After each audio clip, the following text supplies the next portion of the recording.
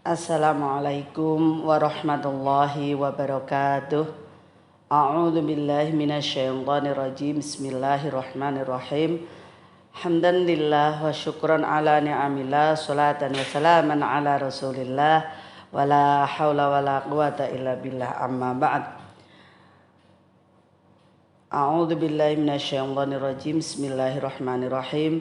Ya ayyuhalladzina amanu kutiba alaikumus siyamu kama kutiba alal ladzina min qablikum la'allakum tattaqun. Al-ayah. Pendengar dan pemirsa hadirin kaum muslimin muslimat rahimakumullah. Alhamdulillah kesempatan pada pagi hari ini kita bersama bisa mengisi kajian untuk bulan Ramadan, dan tema kita pada pagi hari ini adalah orang-orang yang tidak berpuasa. Hadirin yang kami hormati, Allah sudah menyampaikan di dalam Al-Quran yaitu bahwa tujuan kita berpuasa di bulan Ramadan salah satunya adalah supaya kita bertakwa. Jadi puasa adalah bentuk ketakwaan kita kepada Allah Subhanahu wa ta'ala.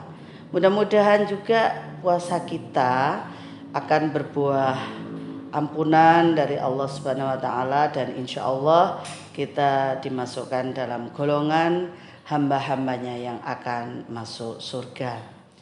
Lalu bagaimana ketika ada orang-orang yang tidak berpuasa? Jika itu muslim, tentu orang-orang yang tidak berpuasa ada beberapa beberapa kriteria. Boleh memang tidak berpuasa di bulan Ramadan. Kalau di dalam ayat selanjutnya tadi yang saya bacakan, A'udzu billahi minasyaitonir rajim. Bismillahirrahmanirrahim. Syahrul Ramadan alladzi unzila fihi al-Qur'anu hudal linnasi wa bayyinatin minal huda wal furqan. Wa man syahida minkumus syahra falyasum. Ketika kamu menemui bulan itu maka puasalah. Wa man kana maridun au ala safarin fa'iddatum min ayyamin ukhur. Jika saja engkau itu dalam keadaan sakit, au ala safarin atau dalam perjalanan, fa'iddatum min ayyamin ukhur, engkau tidak berpuasa maka gantilah di hari-hari yang lain. Artinya di dalam Al-Quran sudah menjelaskan bahwa boleh tidak berpuasa dengan alasan-alasan yang syar'i yang dibolehkan, yaitu sakit dan karena dalam perjalanan. Yuridullahu bikumul yusra wala yuridu bikumul usra. Dan Allah memang tidak ingin kita itu dalam kesulitan. Kalau memang betul-betul sakit, boleh kita tidak berpuasa. Kesempurnaan dari ayat tadi, walitukmilul iddata walitukabbirullaha ala ma hadakum wa la'allakum tashkurun.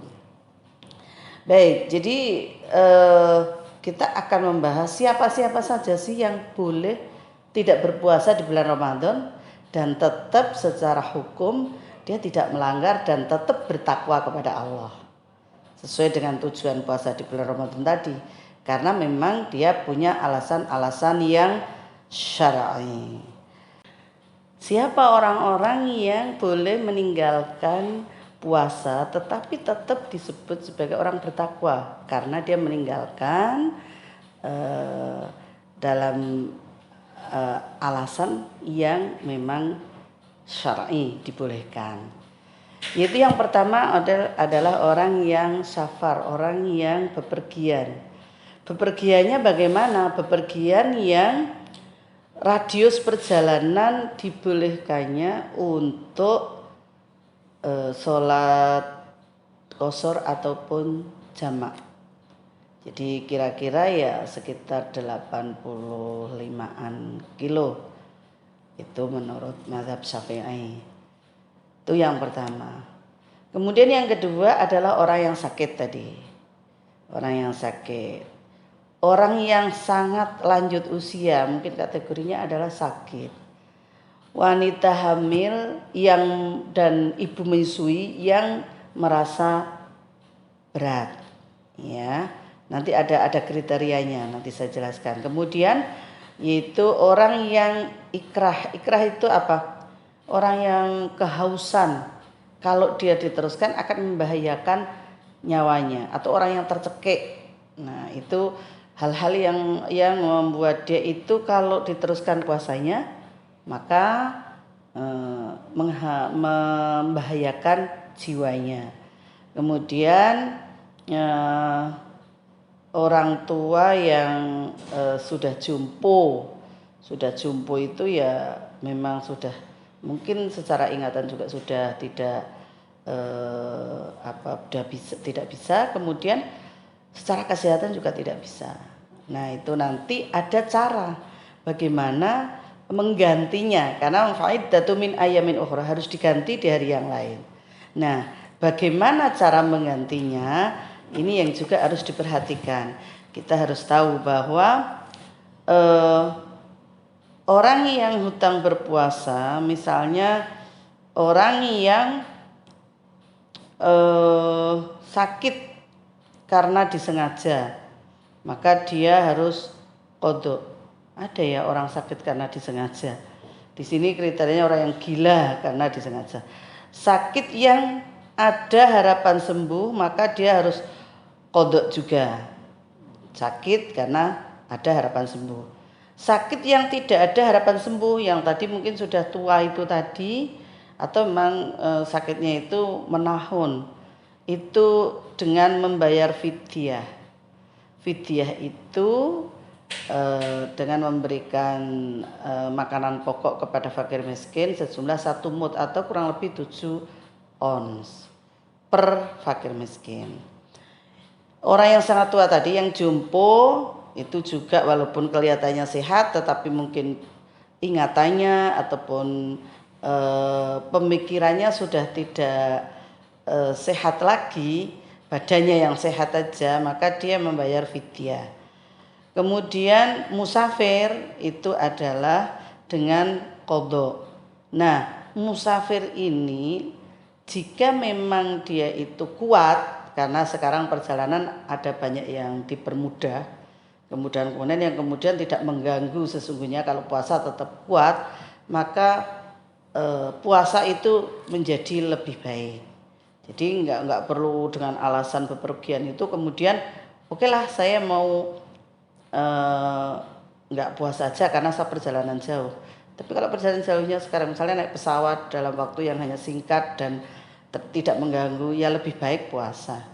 Kemudian orang hamil atau menyusui, ini ada 3 kriteria. Yang pertama, kalau dia itu khawatir dirinya sendiri dalam kondisi hamil atau menyusui itu nanti akan semakin sakit atau mungkin membahayakan kesehatannya, maka dia qadha, hukumnya kayak orang sakit. Kemudian khawatir akan dirinya sendiri dan bayinya, jadi dirinya sendiri juga khawatir, bayinya nanti tumbuh kembangnya juga dikhawatirkan, dia juga cukup qadha aja. Tetapi ada ibu hamil yang sehat, cuma kalau dibawa puasa itu bayinya itu terganggu sehingga mengkhawatirkan bayinya, maka dia double. Kecuali qadha puasanya di hari yang lain, juga bayar fidyah.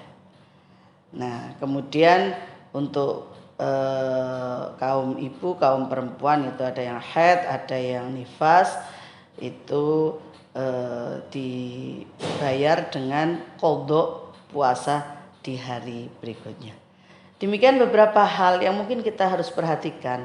Nampaknya sepele, tetapi kalau kita tidak jeli, puasa kita tidak lagi menjadi puasa yang membawa ketakwaan, membawa kita menjadi hamba yang bertakwa. Tetapi kalau kita jeli, kita hati-hati, mudah-mudahan sekalipun tidak berpuasa karena alasan-alasan tadi, sakit dan safar, dan juga beberapa kriteria yang sudah saya sebutkan, kita tetap dikategorikan sebagai orang yang tidak berpuasa tetapi tetap bertakwa kepada Allah Subhanahu wa taala. Mudah-mudahan bermanfaat.